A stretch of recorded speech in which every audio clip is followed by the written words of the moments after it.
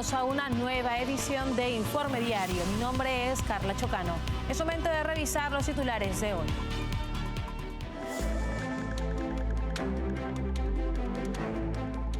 Yuri Ushakov, asesor de política exterior de Putin, rechazó el alto al fuego de 30 días propuesto por Estados Unidos.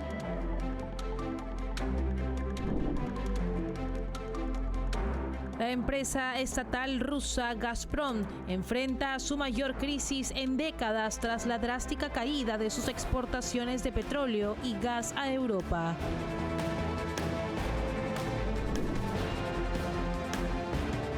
El gobierno de Guatemala anunció la construcción de un nuevo centro para migrantes deportados, financiado con fondos de la Agencia de los Estados Unidos para el Desarrollo Internacional.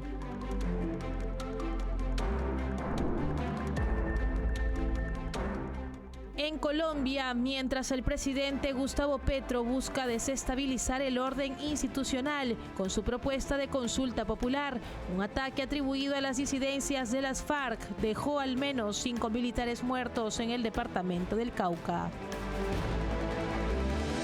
Empezamos con el desarrollo de la información. El asesor diplomático del Kremlin ruso, Yuri Ushakov, criticó la propuesta de alto al fuego de 30 días impulsada por Estados Unidos y aceptada por Ucrania, argumentando que limitaría los esfuerzos por la paz. Sin embargo, esta negativa prolonga el conflicto. Zelensky criticó la postura rusa, señalando que busca alargar la guerra. Mientras tanto, la comunidad internacional debe seguir presionando a Moscú para lograr una solución que respete la soberanía ucraniana. El asesor diplomático del Kremlin ruso, Yuri Ushakov, criticó la propuesta de alto al fuego de 30 días impulsada por Estados Unidos y aceptada por Ucrania. El funcionario aseguró que una tregua limitaría los esfuerzos por la paz, pero en realidad su negativa solo prolonga el sufrimiento de la población afectada por la guerra. El diario The Washington Post reveló un informe del Servicio Federal de Seguridad de Rusia en el que se detallan las exigencias del Kremlin para aceptar un alto al fuego temporal. Entre ellas se incluyen la renuncia de Ucrania a unirse a la OTAN y el reconocimiento de Crimea como territorio ruso, condiciones que violan el derecho internacional y atentan contra la soberanía de Ucrania. Además de los requisitos mencionados, Moscú exige la creación de una zona desmilitarizada en el sur del país, incluyendo Odessa, lo que evidenciaría su intención de debilitar a Ucrania y restringir su acceso al Mar Negro. Estas condiciones no buscan la paz, sino la rendición de Kiev bajo términos impuestos por Rusia. El presidente ucraniano Volodymyr Zelensky respondió criticando la postura de Ushakov y señalando que su negativa al alto al fuego temporal es una prueba de su intención de prolongar el conflicto. Un cese temporal de las hostilidades podría aliviar la crisis humanitaria y permitir negociaciones más efectivas. Sin embargo, las declaraciones del asesor diplomático del Kremlin obstaculizan cualquier avance diplomático y refuerza la necesidad de que la comunidad internacional mantenga la presión sobre Moscú. Los principales países europeos con mayor inversión en la OTAN reafirmaron su respaldo a Ucrania y abogaron por incrementar el gasto en defensa.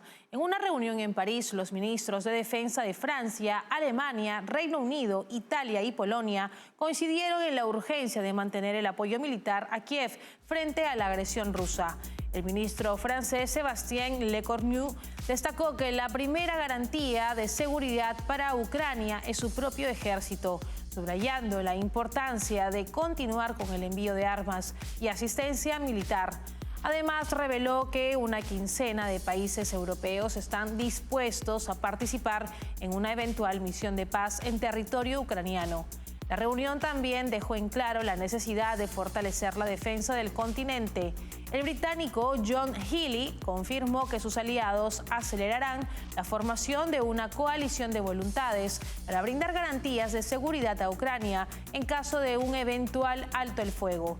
El ministro italiano Guido Crosetto fue tajante: no hay futuro para Ucrania si no tiene posibilidad de defenderse. Un país desmilitarizado no puede existir. En la misma línea, el alemán Boris Pistorius destacó la creciente coordinación de los países europeos en la entrega de asistencia militar. Este renovado compromiso refuerza la determinación europea de frenar la ofensiva rusa y garantizar la estabilidad en la región. La próxima semana, los jefes militares de estos países se reunirán nuevamente para avanzar en estrategias concretas de apoyo a Ucrania, demostrando que Europa no bajará la guardia ante la amenaza del Kremlin. Y en febrero, la inflación en Estados Unidos mostró signos de desaceleración por primera vez desde septiembre del 2024. Según informó el Departamento del Trabajo, el aumento del 0.2% en el índice de precios al consumidor es un resultado ligeramente inferior a las expectativas del mercado del 0.3% y sugiere un respiro en las presiones inflacionarias tras meses de incertidumbre. El descenso del 1% en los precios de la gasolina y la reducción del 4% en tarifas aéreas contribuyeron a esta desaceleración. No obstante, el aumento del 0.3% en los costos de la vivienda y del 0.4% en los servicios médicos demuestran que persisten desafíos inflacionarios. Si bien la moderación de la inflación podría dar margen de maniobra a la Reserva Federal para mantener sin cambio su tasa de interés de referencia, el impacto de nuevos aranceles sobre el acero y el aluminio, así como el aumento de la inflación subyacente al 3.1% interanual, generan incertidumbre sobre los próximos pasos del Banco Central. Economistas de Goldman Sachs han ajustado sus previsiones y ahora estiman que la inflación subyacente podría alcanzar un 3% a finales de año, lo que podría retrasar una posible reducción en las tasas de interés. Mientras tanto, la Reserva Federal mantiene su postura de cautela y evalúa los datos antes de decidir su próximo movimiento en la política monetaria. Por otro lado, el gobierno de Guatemala confirmó la construcción de un nuevo centro para migrantes deportados en Tecún Umán, financiado por USAID y supervisado por la Organización Internacional para las Migraciones. La instalación, con capacidad para 250 personas, busca mejorar la atención a los guatemaltecos retornados y sustituirá al actual centro de deportados. Este proyecto se enmarca en la estrategia migratoria bilateral con Estados Unidos en medio del endurecimiento de las políticas migratorias de la administración Trump. El gobierno de Guatemala anunció la construcción de un nuevo centro para migrantes deportados en la localidad fronteriza de Tecún Umán, financiado con fondos de la Agencia de los Estados Unidos para el Desarrollo Internacional. Este proyecto, que tendrá capacidad para atender a 250 personas a la vez, se inaugurará a mediados del 2026 y será supervisado por la Organización Internacional para las Migraciones. El presidente Bernardo Arévalo destacó que el centro ofrecerá las mejores condiciones posibles para recibir a los guatemaltecos retornados, en un esfuerzo por acogerlos con los brazos abiertos. La instalación sustituirá al actual centro de deportados, un espacio alquilado que en el 2024 recibió a más de 10.000 migrantes repatriados.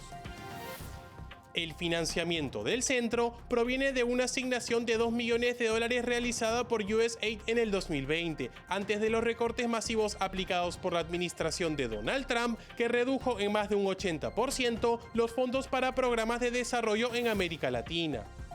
A inicios de este año, Trump también congeló la ayuda exterior de Estados Unidos para revisar su alineación con las prioridades de su gobierno, incluyendo políticas migratorias y de seguridad fronteriza.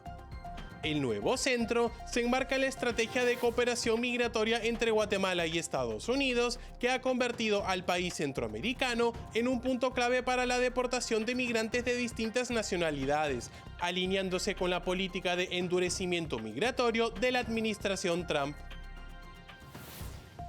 Y en un operativo conjunto entre Guatemala, México y Estados Unidos fue capturado Baldomero Samayoa Recinos, alias Chicharra, señalado como uno de los líderes del cártel Los Huistas. Samayoa, quien figuraba en la lista de los 100 más buscados por Estados Unidos, fue detenido en el sur de Chiapas y entregado a las autoridades guatemaltecas. El ministro de Gobernación de Guatemala, Francisco Jiménez, confirmó esta operación a través de sus redes sociales, destacando la cooperación internacional que permitió su captura y traslado aéreo a la Fuerza Aérea Guatemalteca. A su llegada, Samayoa fue llevado a la torre de tribunales en la ciudad de Guatemala, donde enfrentará la justicia. Según las autoridades, Samayoa es señalado como uno de los principales cabecillas de los huistas, un cártel originario de Huehuetenango, al norte de Guatemala, con vínculos en los cárteles de Sinaloa y Jalisco Nueva Generación. Los huistas han sido acusados de tráfico de cocaína y otros delitos en la región, además de mantener lazos con políticos locales. Desde el 2012, la organización se encuentra bajo sanciones del Departamento del Tesoro de Estados Unidos. Con esta captura, las autoridades refuerzan la lucha contra el narcotráfico en la región, en medio de una creciente presión internacional para desarticular estructuras criminales con operaciones transnacionales. Con esta información cumplimos con la primera pausa del programa. Regresamos con más en Informe Diario. Café Sombra de Pino, un café diferente que crece a la sombra de pinos en Villarrica. Ya lo saben, Café Sombra de Pino, un café premium al alcance de todos.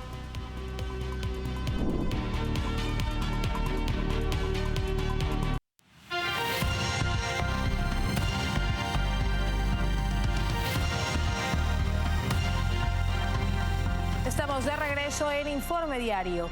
Mientras el presidente Gustavo Petro insiste en desestabilizar el orden institucional con su propuesta de consulta popular y llamados a la movilización, la violencia en Colombia sigue cobrando vidas. Este martes, un ataque con explosivos atribuido a las disidencias de las FARC dejó al menos 5 militares muertos y 3 heridos de gravedad en el departamento del Cauca, una de las regiones más golpeadas por el conflicto armado. El ejército colombiano informó que los soldados fueron emboscados mientras trabajaban en la reparación de un puente militar. Las autoridades señalaron al grupo armado residual Carlos Patiño como responsable de este atentado, un recordatorio del poder que aún mantienen los grupos narcoterroristas en el país. En respuesta a este ataque, Petro afirmó que se trató de una acción del ejército privado de los cárteles mexicanos, asegurando que ha dado la orden de destruir a la estructura criminal responsable. Sin embargo, su gobierno ha sido criticado por mantener una estrategia de diálogo con grupos beligerantes, sin que ello haya resultado en una disminución de la violencia. Mientras Petro sigue buscando mecanismos para forzar la aprobación de sus reformas y mantenerse en el poder, los colombianos continúan viviendo en medio de la inseguridad. Gazprom, la gigante estatal rusa de gas, enfrenta su peor crisis en décadas tras la drástica caída de sus exportaciones a Europa, reduciéndose al 35% al 7% debido a las sanciones impuestas tras la invasión de Ucrania en el 2022. La empresa ha reducido su plantilla y planea vender su sede en San Petersburgo, con pérdidas de $7.000 millones en el 2023 y una caída del 80% en ingresos proyectados para el 2030. El Kremlin enfrenta las consecuencias de su política energética fallida. La empresa estatal rusa Gazprom, antaño un pilar de la economía del Kremlin, enfrenta su mayor crisis en décadas tras la drástica caída de sus exportaciones a Europa. La empresa, que en su apogeo abastecía más del 35% del gas del continente, vio reducida su participación a apenas un 7%, resultado de las sanciones impuestas a Rusia tras la invasión de Ucrania en el 2022. El colapso del negocio europeo forzó a Gazprom a medidas drásticas. La empresa ha reducido su personal en su unidad de exportación de 600 empleados a solo unas decenas y contempla vender su lujoso edificio en San Petersburgo, construido en el 2014 como símbolo de su dominio en el mercado europeo.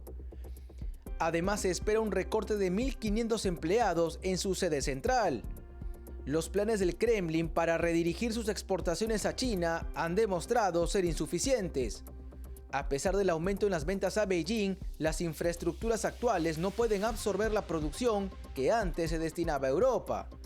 El ambicioso proyecto del gasoducto Power of Siberia 2, que permitiría incrementar los envíos a China, sigue sin concretarse, lo que pone en duda la viabilidad a largo plazo de la estrategia rusa.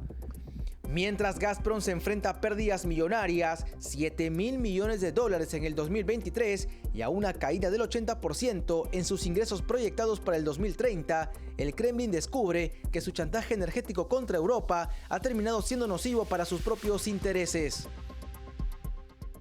La llegada de Donald Trump a la Casa Blanca ha desencadenado un cambio radical en la política de seguridad de Alemania. Tras las presiones del gobierno de Estados Unidos para que Europa invierta más y se comprometa con su propia defensa, Berlín está reevaluando su dependencia del paraguas nuclear estadounidense y explorando alternativas dentro del continente.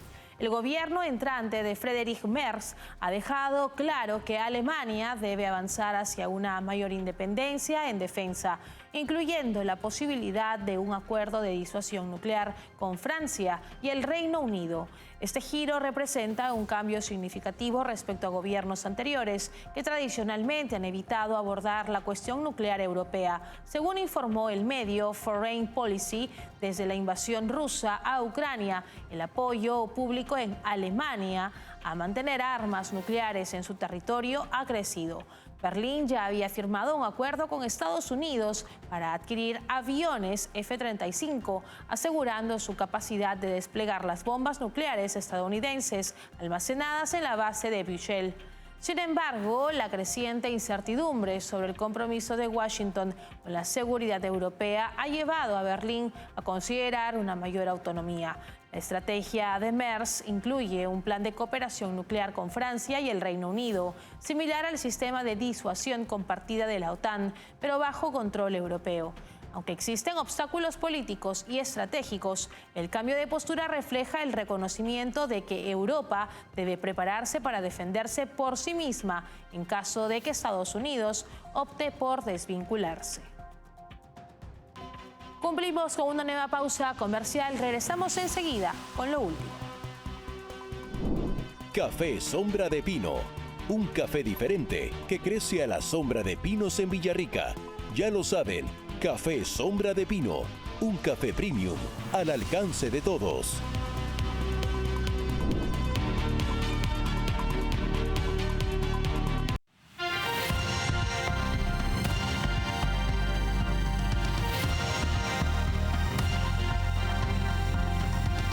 Contamos que el líder del Partido Popular, Alberto Núñez Feijóo, afirmó que Europa y España deben rearmarse y fortalecer sus gobiernos. Sin embargo, criticó que la administración de Pedro Sánchez carece de solidez y coherencia, además de no contar con un plan de defensa. Feijóo advirtió que si Sánchez considera estratégico aumentar el gasto militar, pero sus alianzas lo impiden, entonces romperlas también debe ser una prioridad estratégica.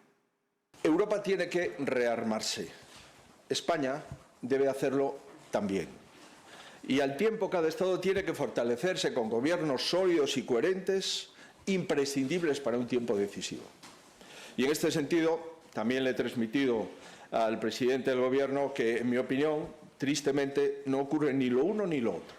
Ni tenemos un gobierno sólido y coherente en España, ni tenemos un plan de defensa. Respecto a lo primero, ser un socio en Europa conlleva la necesidad de tener un gobierno sólido y coherente. España no puede permanecer permanentemente en vilo por la debilidad del gobierno. Señor Sánchez tiene que entender que está en una encrucijada y tiene que decidir. Más defensa, más seguridad, más soberanía, opción 1. Opción 2, el camino que le marcan sus socios y hacer exactamente lo contrario de lo que piden los miembros de la Unión y los miembros de la OTAN. Pretender las dos cosas al mismo tiempo es imposible.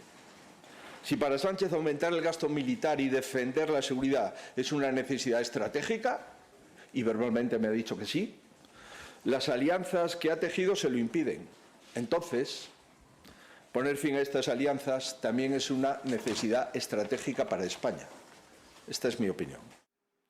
Con estas declaraciones llegamos al final del programa y a continuación les recordamos que para más novedades pueden escanear el código QR que aparece en este momento en sus pantallas. Estamos en www.grupotvl.com. Nos pueden seguir en Twitch como TVLESP. Nos escuchan en Spotify como TVL en español y recuerden suscribirse a nuestro canal de YouTube TVL en español para ver y seguir nuestra señal en vivo. Nos encontramos en una próxima edición. Permiso.